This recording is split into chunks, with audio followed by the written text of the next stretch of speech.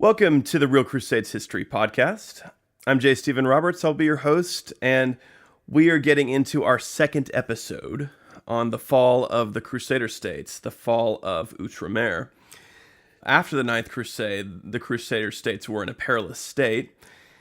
Babar's conquests had reduced the physical holdings of Outremer, Caesarea, Arsuf, Taron, Haifa, Safet, Galilee, Ramla, Jaffa, Beaufort, and Antioch had all fallen to the Mamluk Sultan in the 1260s.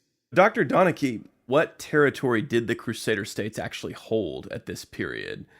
How militarily capable were the Crusader states still, if at all, at this point? Well, the sort of unprying of the Franks from the coastal regions that the Mamluks under Baibars had undertaken in the 1260s had certainly reduced an awful lot of their remaining territory that they'd been able to claw back across the earlier part of the 13th century. The loss of these sort of great fortresses at Safet and Beaufort and so on really reduced the ability of the Franks to hold on to what they have left to them. So pretty much all they've got are these isolated cities along the coastal regions of Syria and Palestine, predominantly with concentrations about the sort of Acre, Tyre, Sidon, Beirut regions of that sort of coastal region not far from Galilee, with more in sort of Tripoli, Tortosa, Latakia in the north, with remnants of the sort of the county of Tripoli, and after the loss of Antioch, of course, had likewise reduced its possessions along the coast. So not a lot at all, certainly in comparison to what they'd been able to get in the earlier part of the 13th century, and certainly what they'd possessed back in the 12th century, insofar as they have these cities, which are small for the most part, but exceedingly rich from a considerable amount of trade that they conduct with the cities of the Latin West, the Italian maritime republics, as well as those of southern France and Spain. So they're small cities, but they're with very little territory about them that they can actively properly hold and control, because they don't have options for defence in depth, but they are rich, which does give them some options. The frontier is close to them. They don't have these castles to be able to project outwards much anymore, so there's nothing to stop Mamluk armies riding straight up towards the walls of these cities. So, but it is proportionate to their size that they are well placed, well suited to being able to use their fiscal resources to make up for what they lack in size. Of course, there's also still Cyprus, which is relatively safe for the most part off the coast. Christian control of the seas and dominance of shipping and such like. The Mamluks are not a major naval threat. They do make a raid in 1272 on Cyprus, but it doesn't come to much. So Cyprus is quite fine, and it's quite safe for the most part, and offers, some sort of fallback point for the remnants of the main states that had existed in Syria and Palestine. What military resources do they have? How capable are they? It's in my opinion that they're still quite capable. They still have a fair amount of military resources available to them. Obviously, they've got the military orders with their great international structures and their vast amount of territories in the Latin West, which allow them to provide a considerable number of troops and supplies and resources, at the very least, that the native aristocracy of the Latin East can't necessarily match.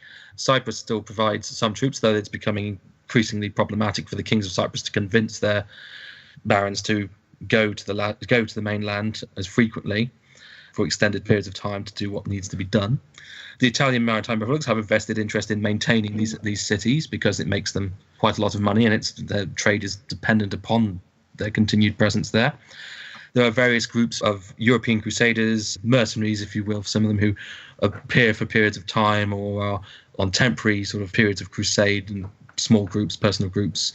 There's also a regiment of troops supplied by the King of France, originally founded by Louis IX back in the 1250s. And the size of this fluctuates over time as resources and finances, of course, vary. But they're able of producing maybe around a sort of 100 knights and a few hundred crossbowmen and other mercenary groups and that they can tack on as and when they need. So they've still got a fair amount of resources available. But what I think is they lack maybe the will and readiness to actually use those resources offensively in the same ways they once had, because The simple fact is that their opponents, the Mamluks, they just outgun them, really. And so they make sort of raids and force, the military orders particularly continue to make raids and offensives and things like that, plundering and attacking Muslim-held areas. But this is it. There's the offensive capacity that maybe had once characterized the Franks in the early part of the 12th century is no longer present by the later part of the 13th. They maybe have the men, will be somewhat reduced from what they'd had in the height of the 12th century or even the beginning of the 13th century. But I think they'd lack the will to implement them as aggressively and effectively as they once did, because it's a monumental task that they've got to overcome, and it's not easily done, not without further assistance from the Latin West. So their numbers, the armies they could deploy, or the numbers of knights they could muster, it sounds like it wasn't that much reduced from the mid-13th century, just because, was it because so many of these fiefs were money fiefs located in these big cities? Yeah, obviously with the loss of territory after 1187, the systems in the mainland states had altered and developed to, account for the lack of territory on which you could base traditional landed fiefs for ones that are based off cash. And the growth of the economy in the 13th century, the expansion of Italian trade certainly makes the ability for those who control the port cities at least to act as great lords. So the structures of society and the relative balances of power within 13th century changed accordingly to accommodate this shift towards more monetary-based systems. So there's still a fair number of knights around. They might be reduced in social status because they don't have lands and fiefs from which those things could be based. But rather than being based on cash from ports and gates and tolls and tides and some things like that, the forces are probably reduced because they're simply less things to base them on. There are less cities that can produce this cash through trade and such like. But they've still got a fair amount of troops there. They are reduced in number, but I don't think we should sort of characterize it as being almost non-existent or being weak and on their knees. There are still the Mamluks themselves still ask the Crusaders, if the Franks and Latins, if they will involve themselves in offensives against the Mongols or not to involve themselves in such things, because they still consider them to be something of a threat, even if it was not as great as it once was in the heyday of the 12th century. Thank you, Dr. Donnachie. Now, one of the comments we seem to see from a lot of historians as we get into this period is how the Mamluks were attempting to destroy the Crusader states versus perhaps how the Ayyubids had approached it, perhaps how Saladin had approached it.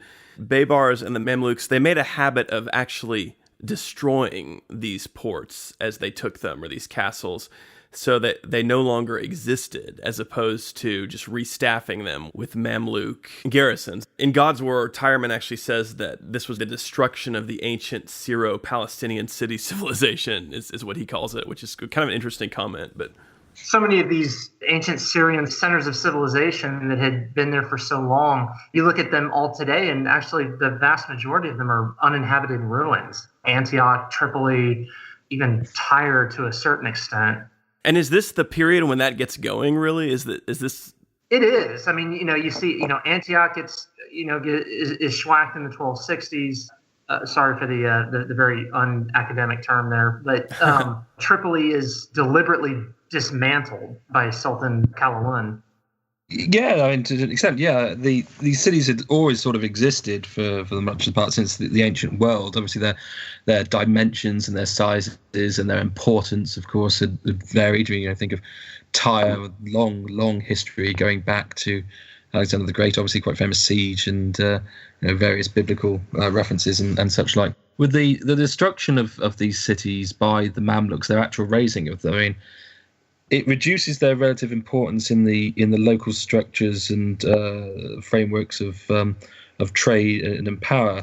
By raising the city, people can't go there anymore, or people are not going to trade there anymore. The harbour is no longer there, or the structures, the actual infrastructure that permits it to operate as a city is so reduced and that as to make it less than effectual.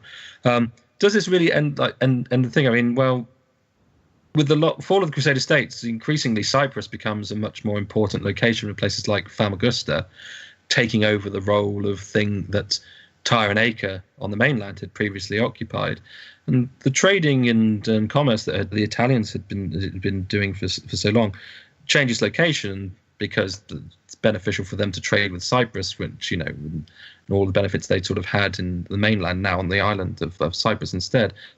So I think it's more, it's certainly destroying these things definitely does not help them, but I think the change in economics of the region as well cements this decline, this death, so that even if there is something to remain, it's of no meaningful consequence or purpose, because the greater framework has changed. So I think of like Acre, for example, in Napoleon goes to Acre in sort of the late 18th century and everything, and there's not much of it left, and it's still an inhabited city. Well, still inhabited, but it's not even this 13th century sort of thing. The size and scale of it is just a small town by comparison now.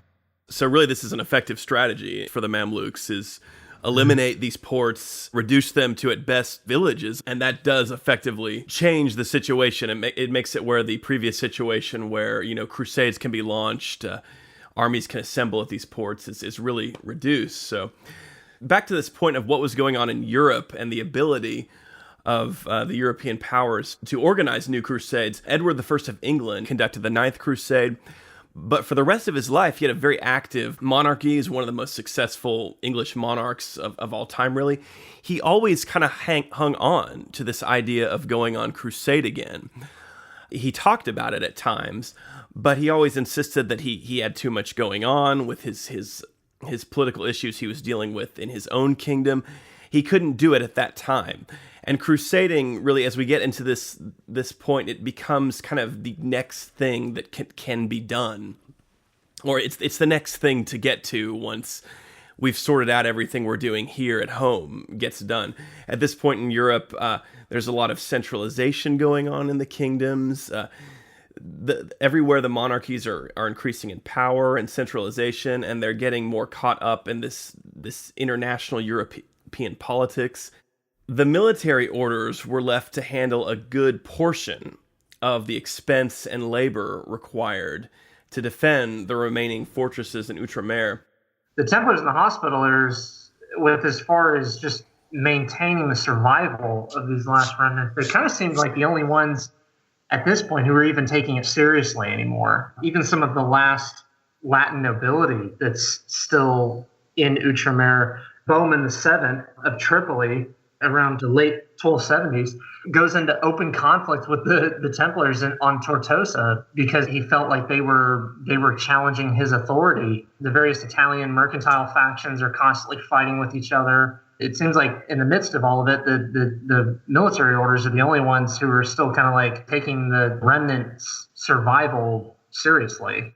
Yeah, I know. I mean, the sort of problem is that as the innate military resources of native baronage in the Latin East are reduced or sort of weakened by the loss of their lands, their territories, their cities upon which it was previously based. The importance of the military orders to the continued defence of the Latin East increases, and of course, as that importance increases, their political role, their political importance to the progress, the outcomes, the developments of the policies of the remaining Crusader states obviously grows proportionally, because they're the ones upon whose shoulders the defence of these kingdoms, the defence of these realms are increasingly being burdened. And of course, they have their own agendas, their own goals, their own objectives, which desires for how to implement the policies and how to go about doing, protecting the Holy Land, as it were, which inevitably come into conflict. So just as you have these sort of infighting and bickering between the secular baronage of these kingdoms, so too do you get competition and infighting between the military orders. And of course, the Templars and Hospitallers, notably, things like the War of St. Sebastian in the 1250s, where brought them to blows and conflict. There's rival supports for different would-be kings of Jerusalem and rulers, whether that's the Hohenstauf and emperors of Germany, or whether it's Charles of Anjou or the kings of Cyprus, who also become kings of Jerusalem from after 1268. They all get tied up into all of this, of course, and this one is this, inevitably leads to what might otherwise be seen, obviously in the benefit of hindsight, as a wastage of time and resources. To kind of go on this, Dr. Donnachie, you mentioned that the defense of these kingdoms and these remaining cities is really increasingly put onto the military orders. And that's very true. In fact, Hugh de Revel is the Grand Master of the Hospital in 1278, and it's noted that that's 1278 is the year he dies, and historians generally and chroniclers of the time put it on the stresses of all of the infighting. It's not necessarily the battles and the fighting that actually goes on, but just the politics and the stress and strains of trying to hold together a manageable defense of the region is what winds up killing him. In fact, there's a book by a French priest, and it says that he was worn out with the cares and fatigues of government, and with the terrible apprehensions of those deplorable calamities which he foresaw must happen soon. And they have to wind up, finding a new Grand Master for the order right in the middle of this 20-year period from 1270 to the early 1290s, in which crusading and the entire Crusader ideal and their entire ability to make war in the Levant is hanging in the balance. Yeah, that's really interesting. I can imagine that would be an incredibly high stress position to be in the 1270s, 1280s, to be Grand Master of the Templars. So at this point, nevertheless, there is still quite a bit of intensive study and debate about exactly how to go about launching another crusade that's going on in Europe, despite the distractions and everything. Gregory X, who becomes the new pope actually during the Ninth Crusade, he finds out he's going to be a pope while on the Ninth Crusade in Acre with Edward I of England.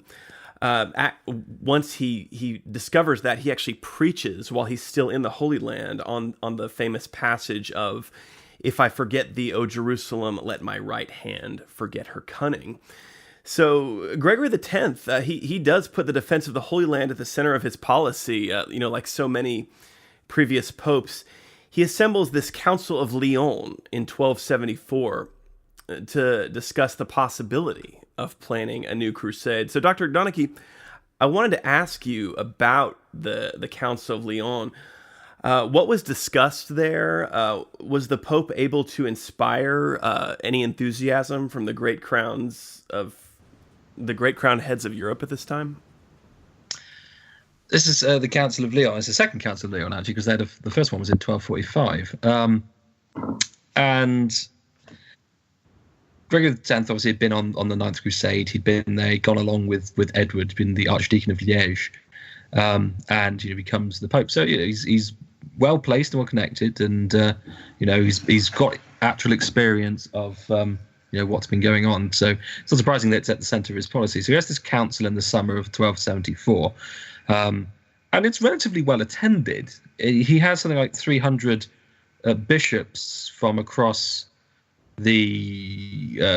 Christendom turn up to the council, including those from the Holy Land itself. And that's a significant number. I mean, the Fourth Lateran Council back in 1215, one of the most important medieval councils, had something like 400 odd bishops and 70 or 80 archbishops. So it is a well-attended council. It's not a small affair.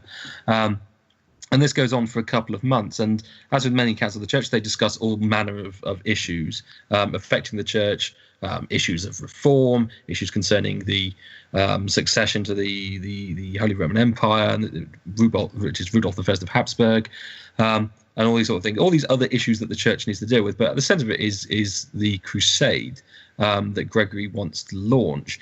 And he has representatives from all over Europe, from the various secular powers from all over Europe. James I of Aragon, quite elderly by now, actually turns up in person. he's present there, but there's notably absent of any actual sort of other monarchs. Like Philip III of France is not present, Edward I is not present, but representatives of Philip and Edward, as well as representatives from Germany, Norway, Scotland, Hungary, the Kingdom of Sicily, various other kingdoms in Iberia and stuff like that, have send representatives themselves. And it's in part because development of governmental machinery doesn't necessarily require the kings to be present themselves, but so they have representatives turn up instead.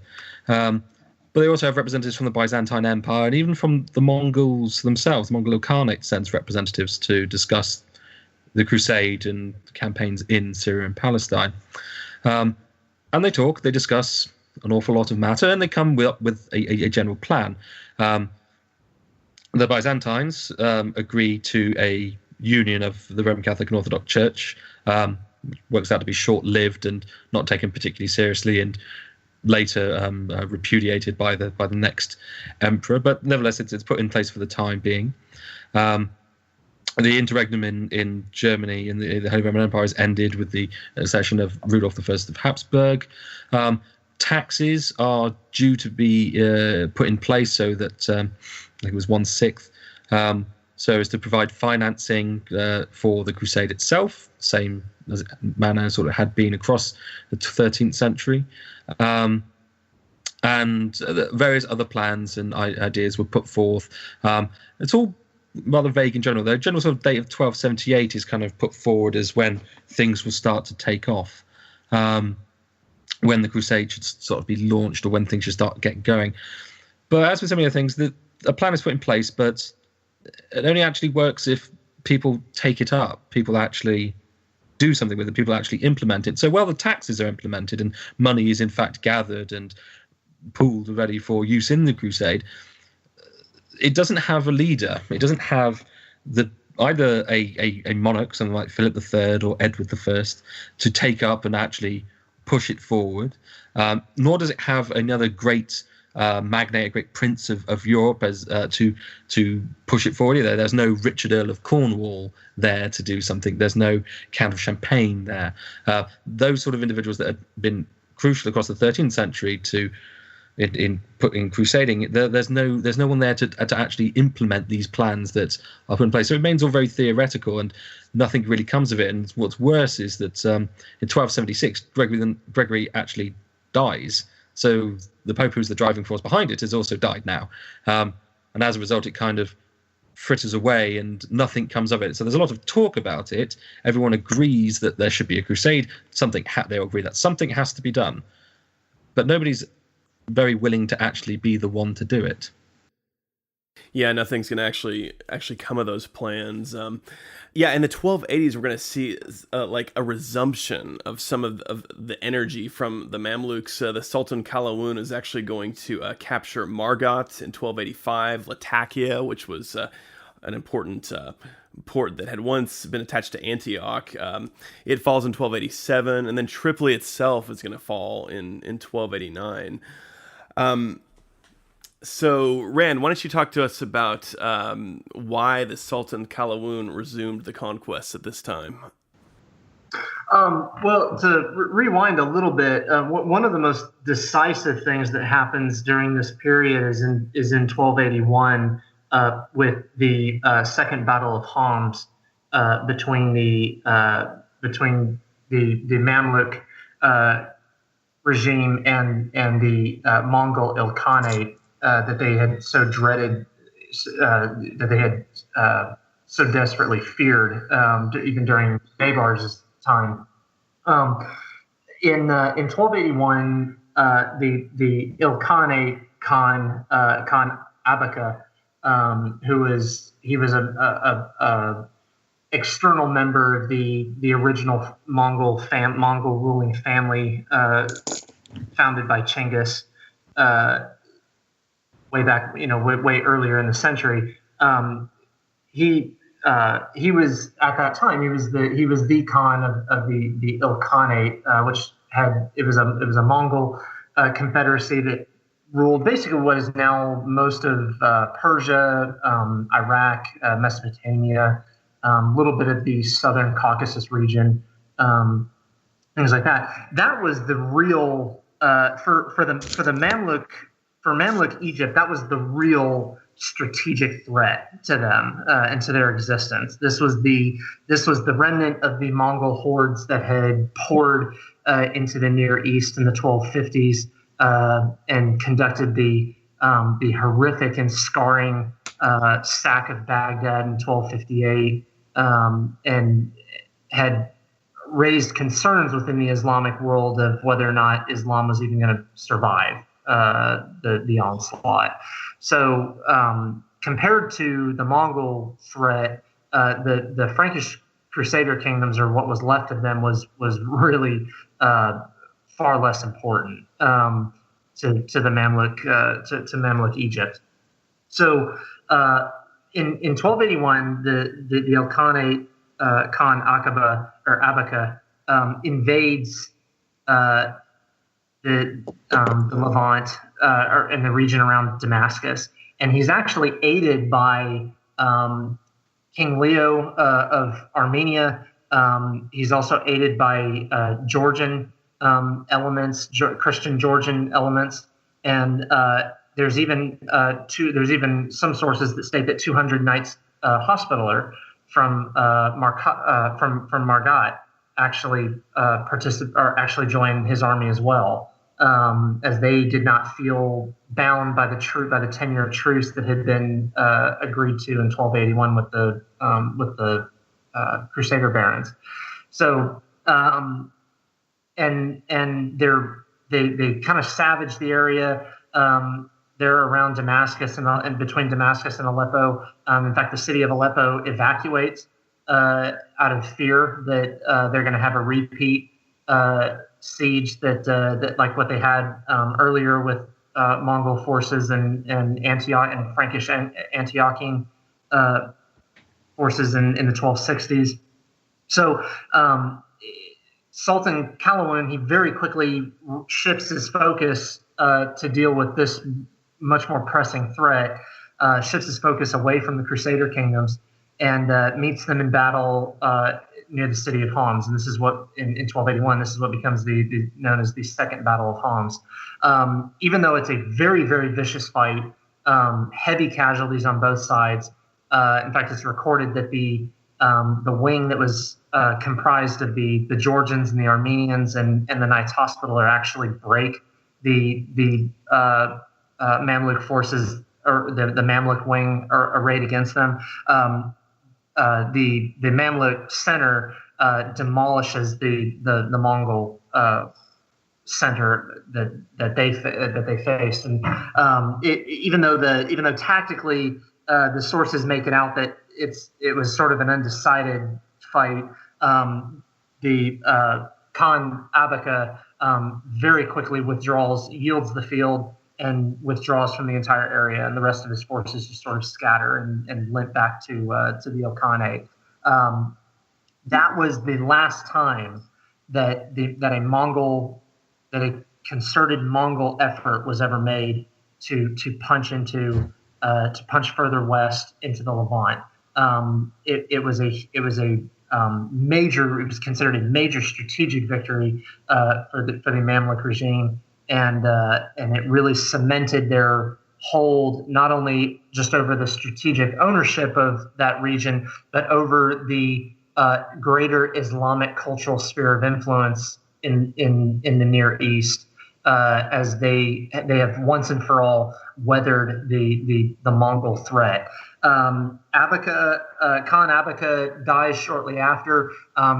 He was actually Buddhist by religion. He was he adhered to Chinese Buddhism. The Mongols were always religiously very polyglot. They were kind of all over the place.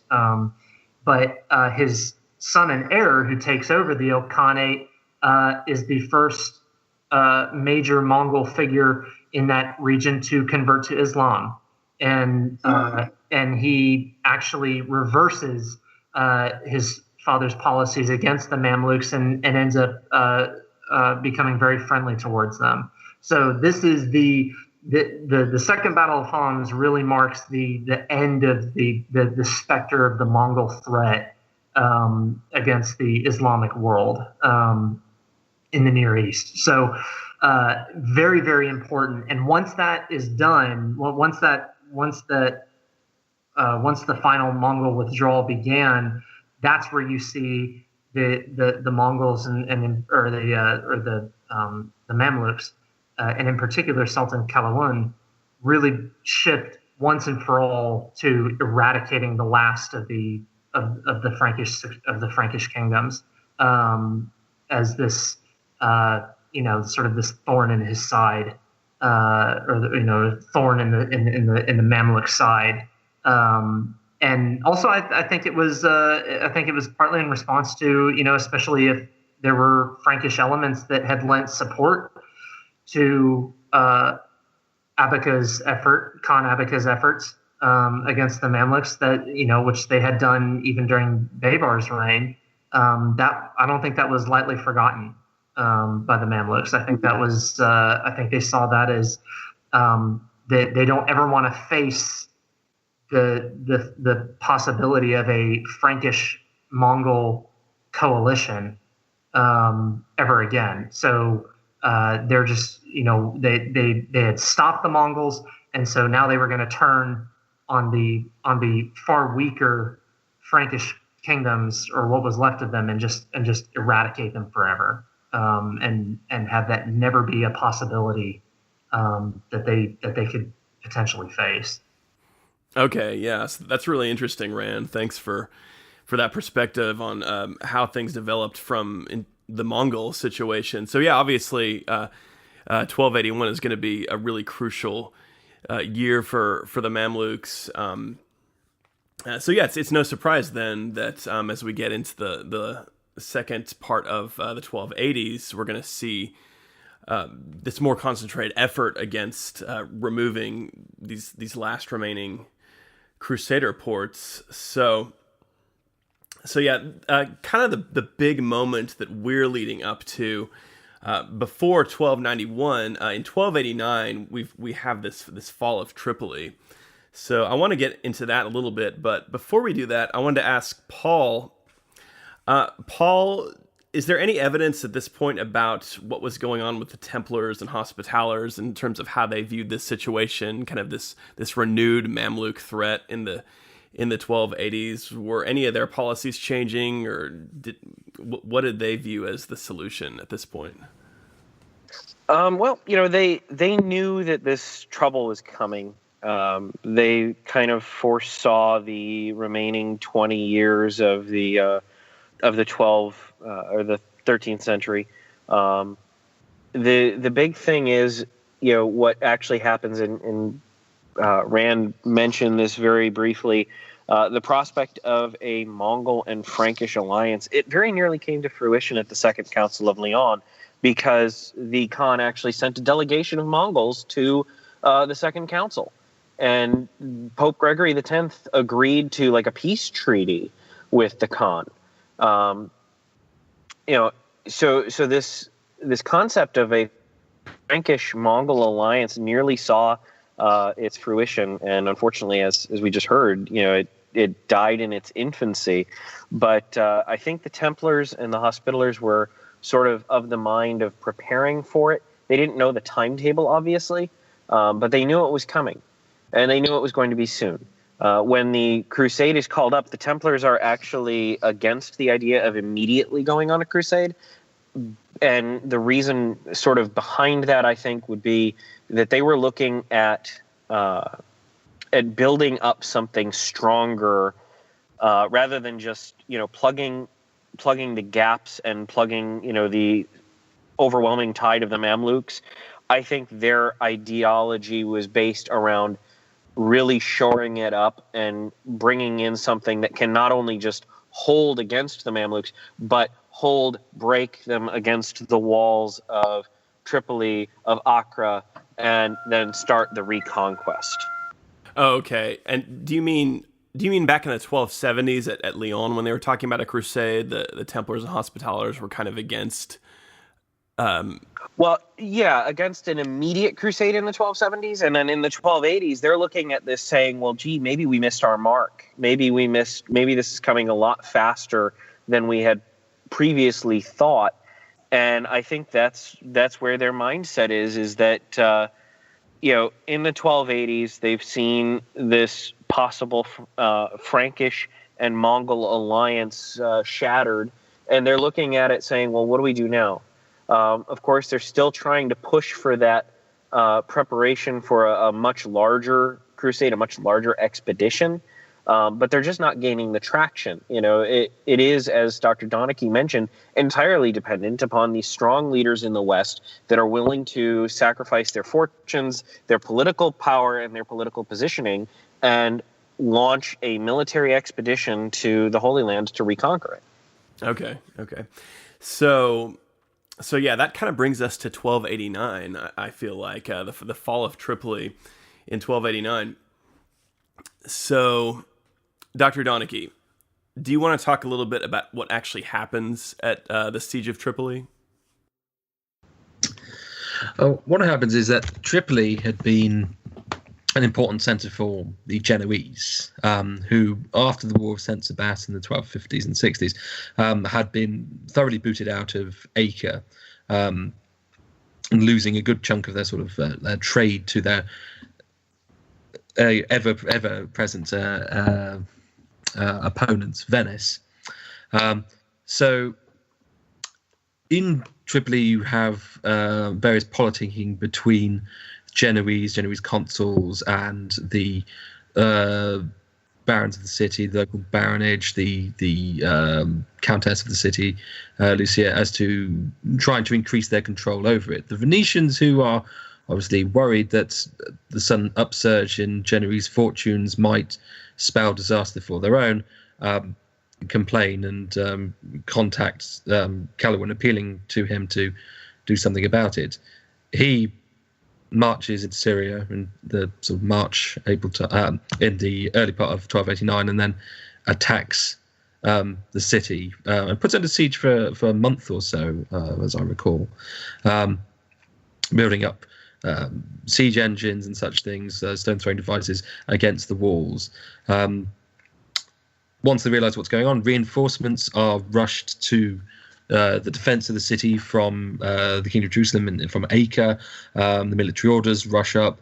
Troops from Cyprus board their ships and head over to the mainland to try and prop up the defence of the city against Caliban's army. The people of the city begin to be evacuated by sea itself, but some towards Cyprus.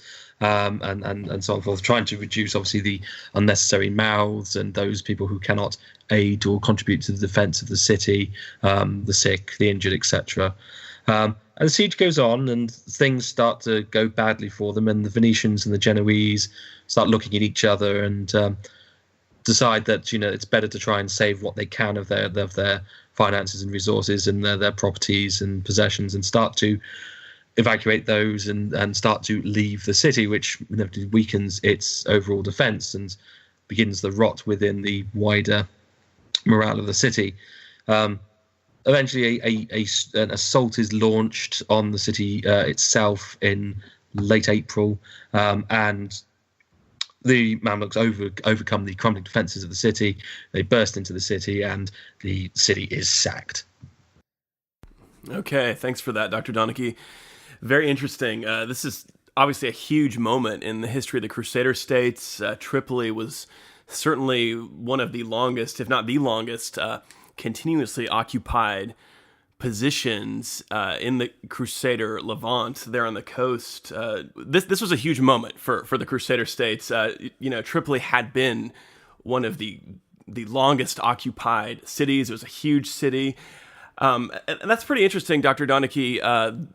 I guess there was this attitude of, we've got to salvage what we can. Obviously it's probably it's a better idea to evacuate people rather than, as we're reading the writing on the wall. But yeah, that's an incredible moment here in the history of the Crusades. So, and Rand, I think you mentioned that Tripoli was actually dismantled by Calhoun, wasn't it? I mean, it's no longer really. Yeah, it was. He systematically tore the entire city down and rebuilt, or sort of established a newer settlement nearby. Again, sort of, very, a very deliberate move, and very symbolic as well. Yeah, fascinating. So that really brings us to this critical point in the fall of Outremer. The next big moment is going to be 1291, the fall of Acre, which we're going to talk about next time. Does anybody have any further comments on the fall of Tripoli? Paul or Rand? I mean, I know Dr. Donnachie gave us some really good comments. I wasn't sure if either of you had something to say about it. You're certainly free to do so if you would like to. Yeah, the Siege of Tripoli is very, very early on, sort of a preview of what we can expect with Acre. And it really does make Acre inevitable because, we see the crusading orders sending out their troops. We see them attempting and failing to defend this major Crusader state. And we will see further evidence of that in Acre at 1291. Tripoli, more than Acre, I know that Acre is sort of that point of no return, where past that we don't really have Crusades in the Levant anymore. But I would seriously, if I had to put a date on it, I would put the 1189 or 1289, excuse me, fall of Tripoli, because everything else thereafter is just the last of the dominoes falling. Yeah, fascinating. This is a really good topic, but it was really interesting to hear all of your everybody's comments on this stuff. So I think we've definitely come to the end for this podcast. I'm looking forward to talking about 1291 next time, because that's a really that is an epic moment in the history of the Crusades. Is the final fall of Acre. And Rand, I know you and I have kind of talked about it in the past, and about how it's just really this incredible last stand. So so we'll definitely be getting into that next time. I'm just going to thank everybody now who participated in this podcast. Rand, thanks so much for being here. It was great hearing your comments about the Mongols. I know you've got a lot of good information about that, so I'm glad to have you there. Thanks for being here. Thank you for having me. And Dr. Donnachie, as always, your knowledge of the Crusader States, a huge plus. So thanks for your contributions. Thank you very much for having me. And Paul, I'm glad we didn't lose you to the problems of Skype. It's great having your comments on the military orders and all that stuff. Thanks for being here. Absolutely. I was always glad to be in the saddle with you guys. Yeah, this was a really good group of people, and I knew we would get a good podcast out of it. So yeah, this is Real Crusades History. Thanks for listening with us today.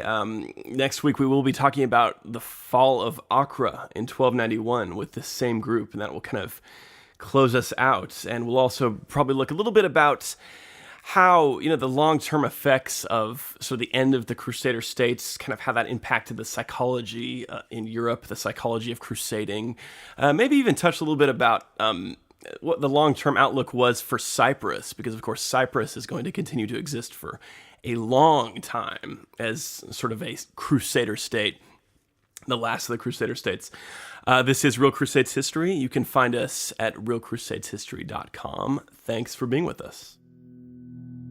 Real Crusades History is the best source on the web for the history of the Crusades. Please subscribe to this channel and click on the links to our Facebook and Twitter pages to like and follow us there.